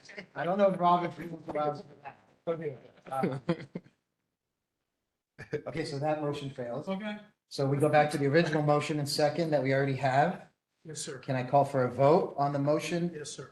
and the second that's already on the floor? We have a motion by Okay. Councilwoman Leonard, seconded by Councilman Gleason. Roll call. Vice Mayor Langowski. Yes. Mayor O'Connor. Yes. Councilman Werner. Aye. Councilman Gleason. Yes. Councilwoman Leonard. Motion carries. Thank you. Resolution by title only, resolution, City Council, City of Westlake, Florida, selecting a member of the City Council to serve the position of Vice Mayor until April 7th, 2026 pursuant to the city's charter, providing for conflict, severability, and effective date. Okay, If you would entertain a motion to adopt the resolution. now I need a motion to adopt the resolution. I'll make a motion. I make a motion that we adopt resolution 2025-09. Second. We have a motion by Councilwoman Leonard, seconded by Councilman Gleason. Roll call. Councilman Gleason. Yes. Councilwoman Leonard. Yes. Vice Mayor Langowski. Yes. Mayor O'Connor. Yes. Councilman Werner. Aye. Motion carries 5-0. Thank you. Congratulations, Vice Mayor. Keep doing what you're doing. Okay.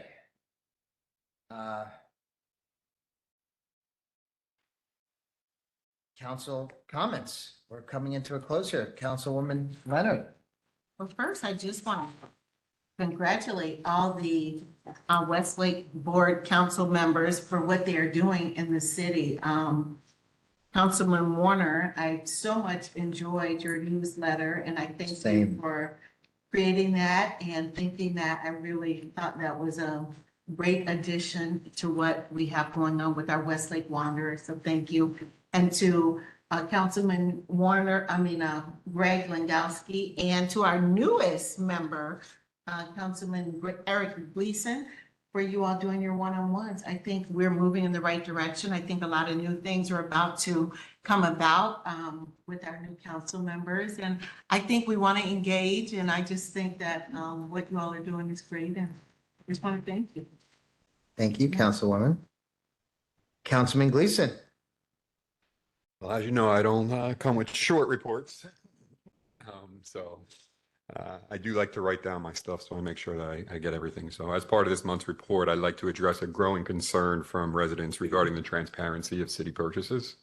The current procurement code delegates purchasing authority to the city manager for amounts up to $35,000 with city council approval required for anything above that threshold.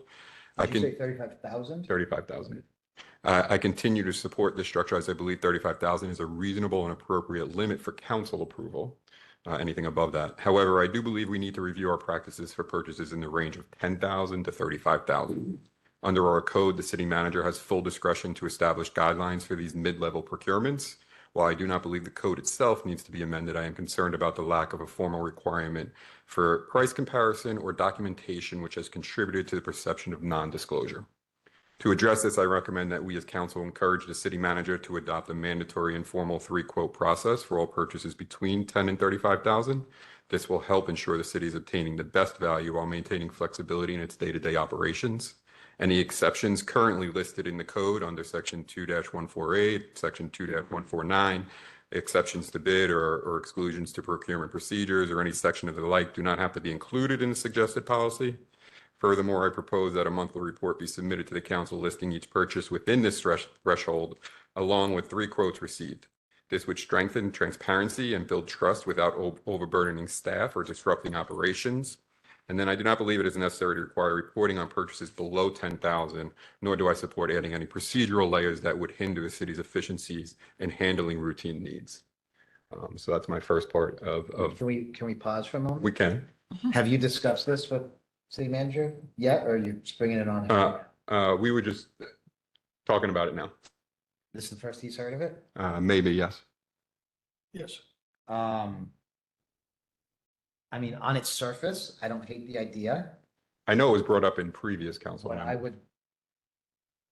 I would recommend my colleagues on the council do, and I don't like the gotcha, kind of. There might be other implications. I'm not sure. I like the idea. I personally love it. I'm behind it. But I'm going to encourage all my colleagues. There's no reason for this to be the first time you had this conversation with staff. I think it's a great idea. Maybe give him the heads up. Listen, I'm going to bring this up at the meeting. At least that way our staff might be prepared and might already have a way to respond. Okay. I think just moving forward, that's the right way to carry ourselves. We don't need these gotcha, moments, I hear you. especially for public perception. We can make better policy. It wasn't meant to be a gotcha. I know it was brought up in prior meetings, and I know that a few people have mentioned it to me. So, I just wanted to make sure it's not a fail. I think it's a great idea. But you could call him every day and he'll answer and have these conversations. And then he might have a reason to say, oh, look, it should be 15 because this cleaning fees exceed 10,000 for the, who knows what it is? I'm just being devil's advocate, but I think, we should.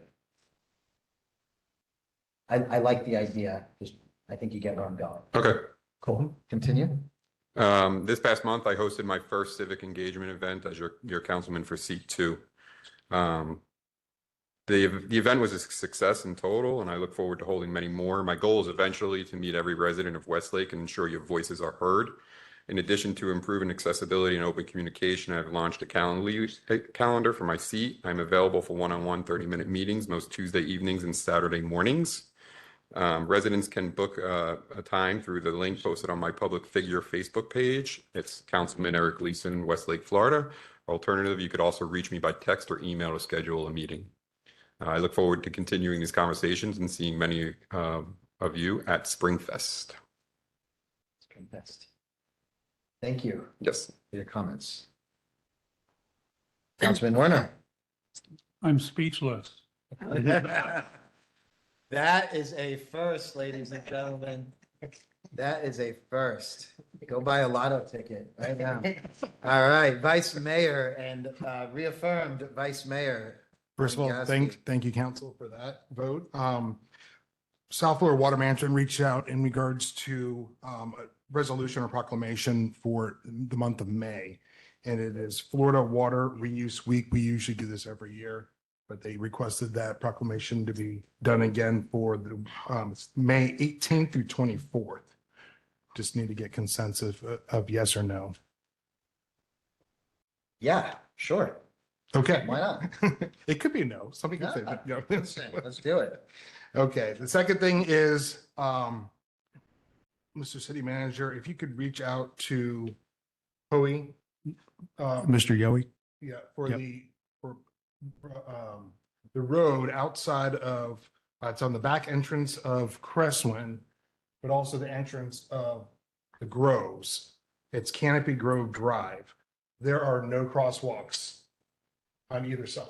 It's the only, I drive around, and it's the only section that has no crosswalks. So it's In that on, too. it's the persimmon entrances. Yeah, persimmon.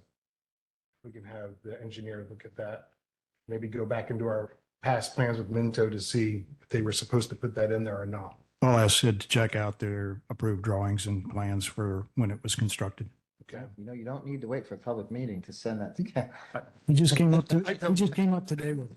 You just send it right away. He was just driving around. No, it's over the weekend. I'm like. Did you have a discussion with him before? Actually, he did before the meeting. Making it public. I yell at Ken all day, every day about things I see. Two other things is tomorrow, we also have a ribbon cutting with the Central Palm Beach County Chamber for 2 three days in a natives. row, we've Yeah, got 2 of 10 them. a.m. and then 3 natives and the dental office, the Seminole Both Ridge at 10 Dental a.m. Office, that's on Thursday at 10 a.m. So I'll be attending both of those, whoever wants to attend, in the community, anybody is welcome. And then also on April 12th is my one-on-one. It'll be at Starbucks from 10 a.m. to 2 p.m. for people to stop by and say hello and share thoughts. Do you provide the coffee? BYOC. Yeah. Buy your own coffee. There's a lot of legal things in that, so you can't. Oh, you can buy all the coffee you want. Yeah, We just but- can't buy it for you. Councilwoman Leonard has something further. Yes, and again, I should have texted. There, now we're on a roll. But I did receive a message from one of our residents that there is a bus stop on Town Center and Switchgrass that blocks the traffic flow. This person has reached out to the Transportation Department and was not able to get clarity on what's happening. So the question is there any reason why the Hammocks bus stop is not utilizing their provided bus area like the other communities? That's strictly a school board issue as to where they stop and where they don't. It has to be handled by them. Thank you. All the communities are provided a turn bus stop area pickup, but whether the county school board actually utilizes it or not, that's their choice. Thank you so much. Okay, one, I want to commend my colleagues on their council for their community outreach efforts. I think it's absolutely incredible. Meet with as many residents as you possibly can. And maybe I won't get text messages at 11:30 at midnight, which I answer anyways, but the more community outreach, the better. And I think it's very wonderful. And I'm loving the new, I don't know, the new dynamic we're having up here on the council. I think it's great. And I want to thank you. Springfest is on Saturday. I hope to see everybody there. We have appropriations moving through Tallahassee right now, trying to bring some money home for the park. It's going into conference. It's looking pretty good, but you know, nothing's real until there's a shovel in the ground. But we might be bringing some money home for the park from Tallahassee. I was up there. Vice Mayor was up there as well, and it's moved out of the House side and now it's on the conference side of the Senate. And then hopefully we get some money Other thing we have potentially going on is a new Go West program from Palmtran, where we will potentially be having some public transportation coming to Westlake. They're talking about a pilot program called Go West. Again, nothing is real yet, nothing is firm. It would still have to get paid for, but at least the county is looking at this, and that's what they've dubbed it, Go West, or Westlake Go West, or something along those lines. But they're talking about potentially bringing where the stop would end in Westlake. And that's exciting news because we've never had that in our history. Again, it's just being talked about, but the fact that they've given it a name means it's further along in the process than it originally was. So that's kind of exciting, and we'll see what happens. That being said, thank all my colleagues for their leadership. Thank you, public, for attending, and we'll move on to staff reports. We will start with Palm Beach County Fire. I saw Chief earlier. She is.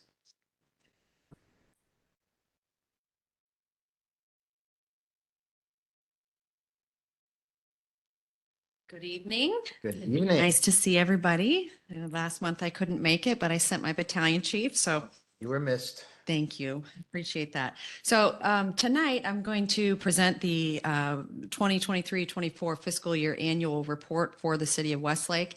And I apologize. I know it's almost closing time, but I think it is so important not only for the city leaders, but also for the residents of Westlake to know what their fire department is doing and what they're getting and what their taxes are paying for. So we have lots of services, and it is a 35-page report. I have picked out a few highlights that I will review, but I encourage city staff to go ahead and put the report up on your website so that all the residents, if they choose to read the whole report, they can see that. So with that, if we could start on page 3.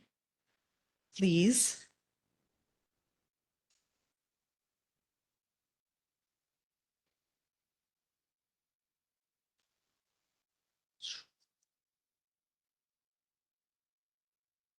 Oh, I see it's misnumbered on yours.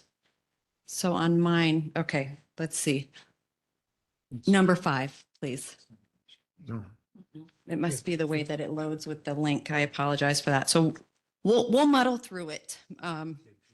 So we are determined to provide the highest level of service along with excellent patient care to the communities that we serve. In fiscal year 2023, we partnered with the Baldrich Group, which is a performance excellence consulting firm that specializes in administering community surveys on behalf of EMS and fire rescue agencies. And I'm happy to report that of the Westlake residents that participated, we received a 100% overall customer satisfaction rating for fiscal year 2024. Doesn't get much better than that. Thank you. Let's see. I want to go to page 5, but I don't know what it'll be on your page. So let's see. It's the call activity with the graph. You'll go back up, please. It's the one with the graphs. There you are, page 7. There were 113 more calls this year than last year for a total of 546 calls in the city of Westlake. With the increase in call volume, there was a slight increase in the overall average response time. Last year was 6 minutes and 13 seconds, and this year the average response time was 6 minutes and 18 seconds. So we're hanging in there, but it was just a little bit increased. We'll go to the next slide. Let's see, it's 6 on mine. Okay, Westlake is primarily, as you know, served by Station 22 that has 1 engine, 1 rescue, 1 tender, 1 brush truck, a battalion chief, and an EMS captain. As you know, the service area is part of a regional system and is immediately backed up by the surrounding stations with resources and equipment. The next due stations that back up Station 22 would be Station 21, just a little bit to the south, and then to the east, Station 26 would be the next due. And then I would like to go to page 8, which is year 10, I believe. I just want to talk a little bit about our whole blood program. The whole blood transfusion program was implemented in July of 2022 to improve the survival rates of bleeding patients.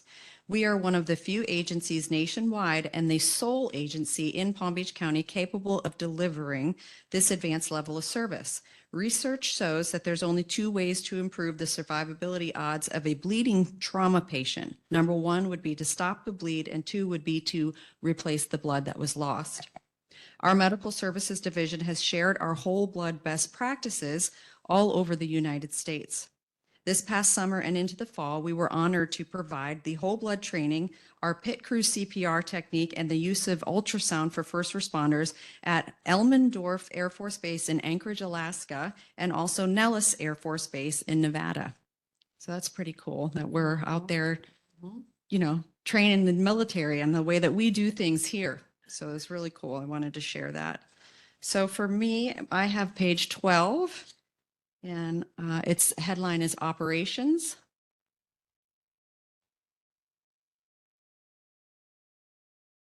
Our Operations Division is responsible for providing emergency services to the community. Operations is the largest division of fire rescue, and it's divided geographically into 8 battalions. We operate 51 fire stations throughout the county with minimum daily staffing of 347 personnel on duty at all times. We are an all hazards department capable of responding to everything from a minor medical call to a regional natural disaster. All of our personnel are cross-trained in firefighting and EMS, ensuring efficient fire suppression delivery, technical rescue, vehicle extrication, and emergency medical care. Additionally, we offer watercraft rescue, and in partnership with the healthcare district, our fire medics and nurses staff the Trauma Hawk for air rescue. We also provide at Palm Beach International Airport, aircraft rescue and firefighting, hazardous materials response, confined space, high angle rescue, structural collapse, advanced automobile extrication, dark water dive rescue, and in partnership with PBSO, we assist with explosive ordnance devices. We also do large animal rescue, and in December of 2023, we launched the first urban search and rescue team in the county. Thank you. Okay. Page 15 for me, it's EMS call statistics. So I just want to share a few more numbers with you. In addition to the EMS call statistics, there were 734 cardiac arrest cases countywide that Palm Beach County Fire Rescue responded to. 26% of those cardiac arrest cases in Palm Beach County regained a heartbeat. The Florida state average is 24.1%. So overall, Palm Beach County Fire Rescue has a better resuscitation rate than the state in the other agencies in the state of Florida. 14.4% of cardiac arrest cases countywide were discharged from the hospital alive. That's 106 patients that were discharged home to their families. The cardiac arrest registry to enhance survival average is only 9.7%. Westlake had 227 patients transported last year. Among those, there was 1 sepsis alert, 2 cardiac alerts, 6 trauma alerts, and 8 stroke alerts. Page 17 will be mobile integrated health. I always like to highlight our mobile integrated health services for the communities and the community members in case they didn't know that we had this. Our mobile integrated health program enhances our EMS approach by assisting patients with social services and medical needs after their 911 call.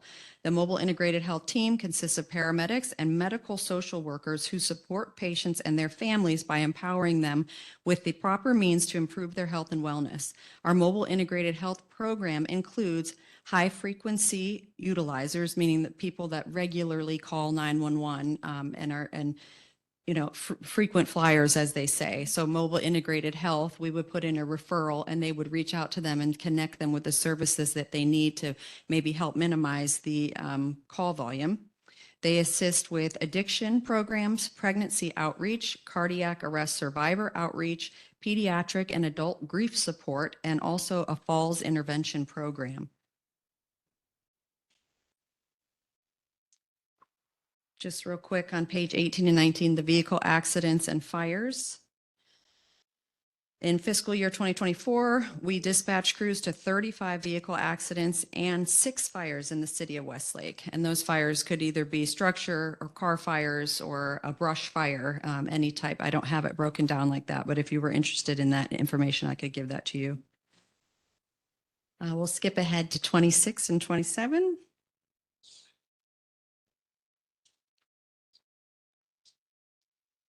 It starts with community risk reduction. Very good. Thank you. Besides inspections, plan review, and arson investigations, our Community Risk Reduction Division offers a whole host of programs and resources for the community, to include babysitting safety, car seat installation, youth fire setter prevention and intervention, basic first aid, bleeding control or stop the bleed, carbon monoxide poisoning prevention, fire and emergency evacuation training, fire extinguisher training, hands-only CPR and AED application, hurricane safety, injury prevention, golf cart charging safety, and lithium battery safety. So there are phone numbers in this annual report if you are interested in having any of those classes come and taught or presentations done in any of your communities, or you can always email me and get my number from the town manager and let me know that you'd like to have one of those presentations, and I'm happy to set that up for you. So I know I went through it very quickly, and I just wanted to highlight a few things. Do you have any questions? Out of the 153 alarms that you guys responded to, can we get a breakdown maybe at the next meeting or something of how many were false alarms, if you guys have a disposition for that? Yes. Because I want to make sure that our residents are cognizant of keeping their alarm systems up to date Okay. and working, functioning properly, because that does take a lot of time up. I know that.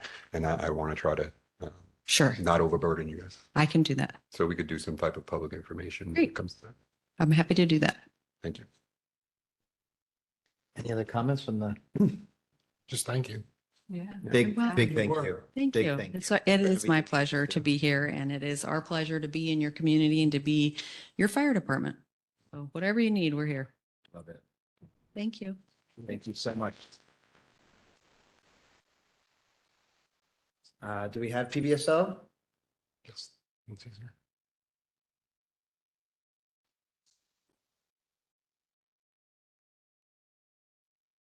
LT? Good evening to you. So first of all, before I start off, I actually do want to compliment Palm Beach County Fire Rescue because it's extraordinarily impressive to hear 100% satisfaction. Not only that, but for the past 20 years, I've been working with them side by side in many different avenues, and they are very talented individuals and just full of knowledge and experience. So I know I've learned a lot. So thank you very much, Chief. It's been a pleasure working with all of you. As for our law enforcement report for this month, we had a total of 1,018 business and residential checks by our deputies, and calls for service were 211. Out of those calls, unfortunately, you guys did have 3 burglaries again, but they were construction related. Construction. All construction. Thankfully, no residential, but they are construction. And again, another scooter was taken from the Publix. Not sure if it was locked up or not, but I encourage everyone to make sure that you are locking up your scooters whenever you're parking them. Any resolution on that yet? Do we know? I don't know the disposition of that one, but I could certainly find out for you. Was it locked up, by the way? Yeah, I'm not sure if it was or not. It doesn't say in the notes, but there were a total of 6 traffic crashes. One was a hit and run, and 4 of them were vehicle crashes. And out of those 6 crashes, they were 5 of them were off of Seminole Pratt and one of the crossroads. So unfortunately, speed is still an issue out here. Our deputies have been hitting it. We did a total of 309 traffic stops, and the majority of them were for excessive speed. So our guys have been out here heavy, and we're going to continue to do so until we hopefully get people to change their ways of driving. It is really becoming an issue. Well, it has been, but it seems to be getting worse instead of better. And with the traffic being so heavy, people are just not paying attention and they're flooring it. So I encourage all of you to please slow down, pass the word. And kids riding in the roadways, doing their Do you know, wheelies do you know how many warnings versus tickets? Do you have that info? There were, this is going to change. You're going to see it change a little bit, but citations were 125 citations and 184 written warnings. So about even, about half. Oh, It's about, and it's more than I thought it would be. This is the deputy's discretion. Right. It could have been somebody, it may have been something. And it's that- always at the deputy's discretion. You guys It can't is. even mandate No. that they write more tickets, right? We cannot. They We work cannot. autonomously. And it really is based upon the situation. It Yeah. could have been somebody that they pulled over for, the warnings don't necessarily mean that it was for speed. It may be for a broken tail light or No, improper turning or, and they stopped them and. no, I know it's at the deputy's discretion, but let me ask you, you guys have like a roll call meeting or staff meeting in the mornings? And is that something you could say like, hey, obviously the warnings aren't working? We Maybe- do, we have to, we do have, basically it's at the deputy's discretion. Obviously, we don't want them to have repeat offenders Right. continuing with a written warning. But we do track that, so there is an escalation. Okay, So yes, there is an escalation, but if it's for something minor for just the, like I said, a broken taillight or get something it. like that, sometimes a Speed and warning speed and is speed and sufficient. speed. It's a matter of time before somebody gets hurt. How Yes. many times do you warn before you ticket the same speeder? Well, It's at the deputy's discretion. Well, I would hope that the deputies are addressing that. I would hope that they wouldn't, if somebody's been warned twice for speed, that they're not going to give them another warning. Is the warning logged into some system Yes. so that another deputy who Yes. comes across them? Yes, Okay. everything is tracked. It's kept in our databases, so yes, they can pull that up. But Was the speeding within the community or is it primarily on Seminole Pratt? no, it's in the community. It's in- Town Center North, Town Center Parkway. Town Center Parkway Percent. North is a hotbed. Let's keep Seminole hitting it. Pratt- Really anymore at 6 a.m. I used to hear this car like wheeling, but I don't hear. Yeah, unfortunately, it's pretty much everywhere. Yeah. And I was gonna go after somebody tonight too. It's they don't care. They just drive right past you at a high rate of speed. I've seen people speed past a green and white. There's just no, they're oblivious. They're just driving and doing Age their thing. range, do you have like any, no? No. Hmm. No, but I just, Well, I let's do encourage what we everybody can to to slow address down it, and please. we are going to continue. We are going to continue our efforts and, hopefully we can get this to change trajectory. Excellent. Appreciate Thank you. Captain Samus. Yes, I spoke to him. Okay. I spoke to him. Thank you. LT, do we have any speed trailers that maybe we could put out on? We do. Down Center North? We do. We rotate them. Okay. But yes, actually, I had actually just emailed the person that moves it. She's gonna move it up to Town Center North on our next rotation. So she's just off this week. So as soon as she comes back, we'll get that moved. And yes, we have Thank you. been using it. Absolutely. Thank you to our brothers and sisters in green for all they do. Okay, Mr. City Attorney. Nothing to report, sir. Thank you, Counselor. Mr. City Manager.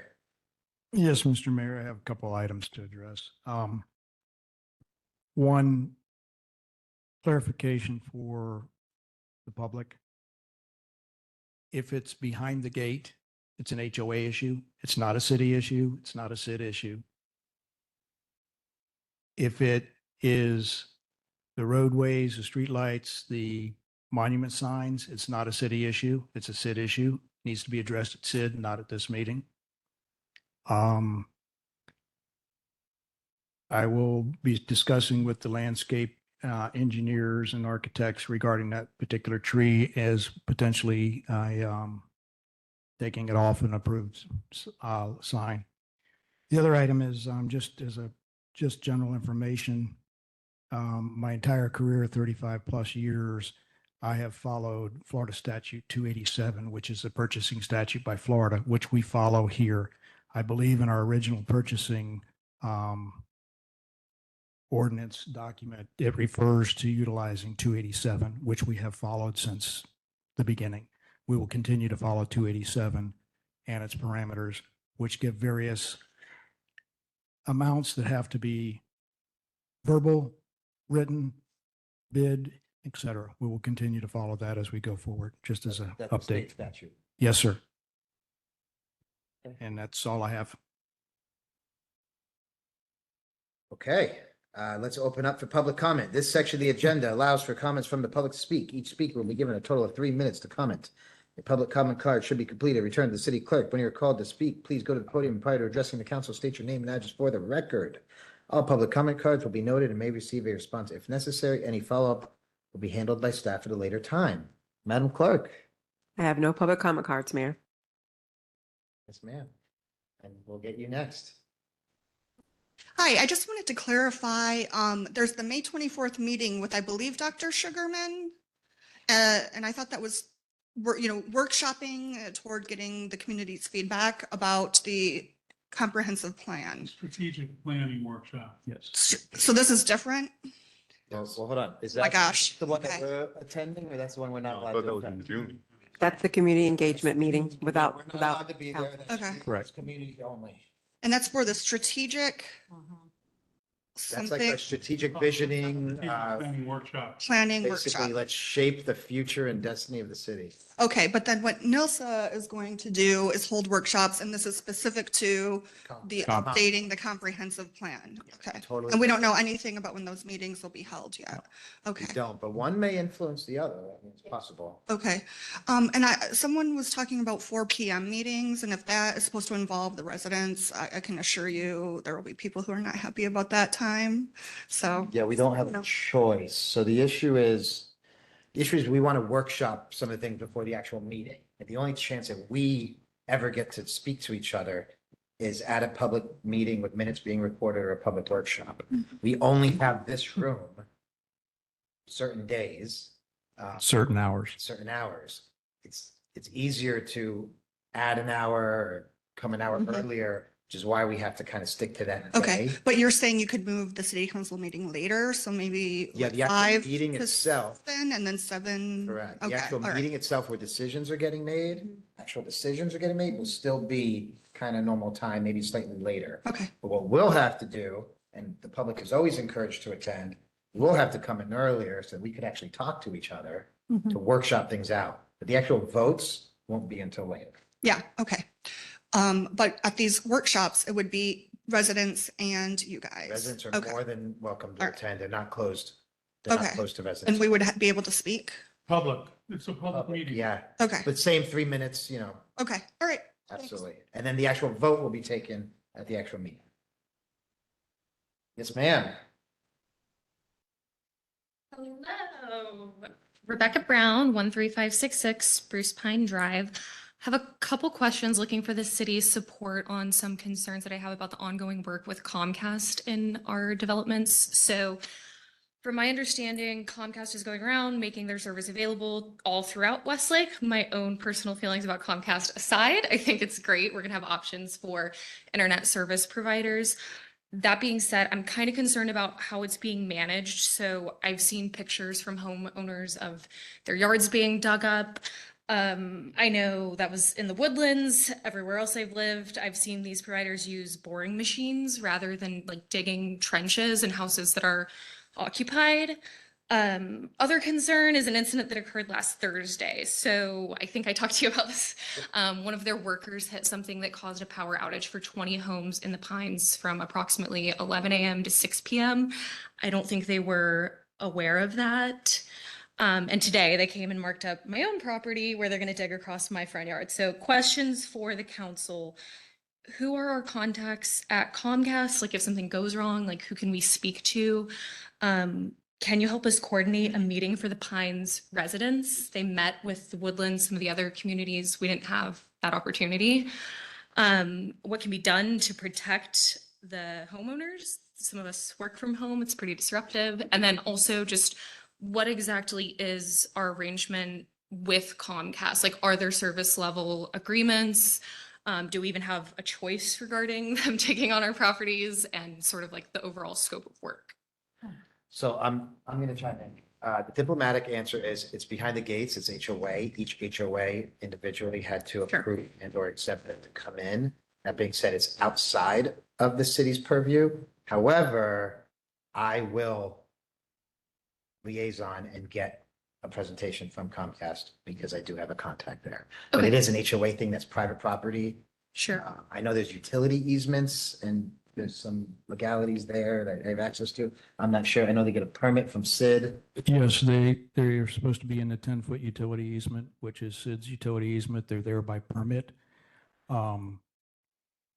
They've changed from boring in some areas to hand digging because 3 weeks ago, Chief, Gas line. he was boring and hit a gas line, which shut down a lot of the woodlands. So,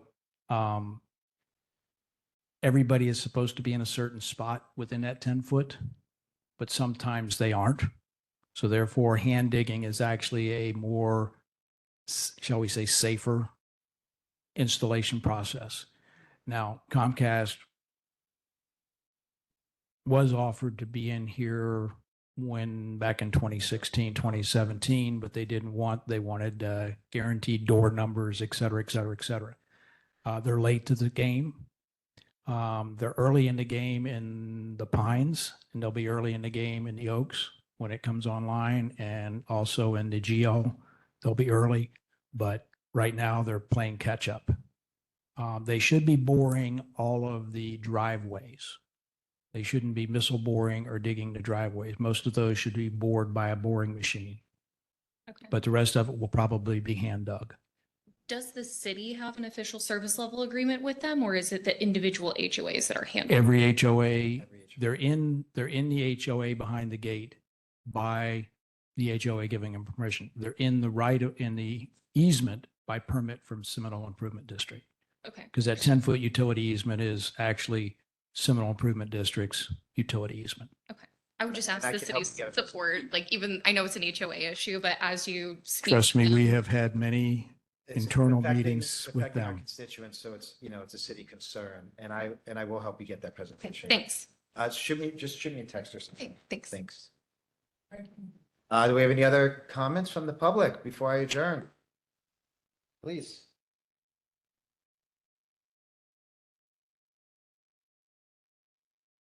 Hi, Marge Perry, 5351 St. Armand's Way in Crestwind. This weekend, we had some cars broken into, and I was wondering if that happened in any other communities in Westlake? I wasn't even aware of that. We got an email from Lang, there was more.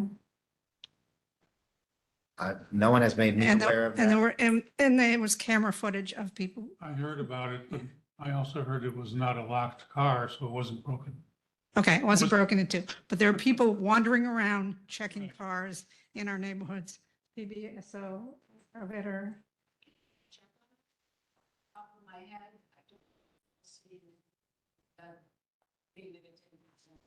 Right. That's certainly news to me, and I thank you for letting me know. It happened, I want to say once before, back in, I don't know, 2019, 2020. And PBSO did an amazing job. They sent a very loud message. They were able to actually arrest the perpetrators almost immediately, within, I think, 12 hours or so, if I recall. And it hadn't happened again since. That's the first I've heard of it. If you could get back to me and let me know what the scoop is on that. And let's send a loud message again that it's not going to happen in our city. Thank you for bringing it to my attention. Do you have any other comments from the public before I adjourn? If they would let the entire council know, please, on that last one. If you can actually, Lieutenant, if you can send it to me and I'll make sure the council gets it. Great. Let everybody know what's going on with that. Thank you so kindly all. I'm going to adjourn this meeting if there's no further business at 8:01 PM. Thank you, everybody.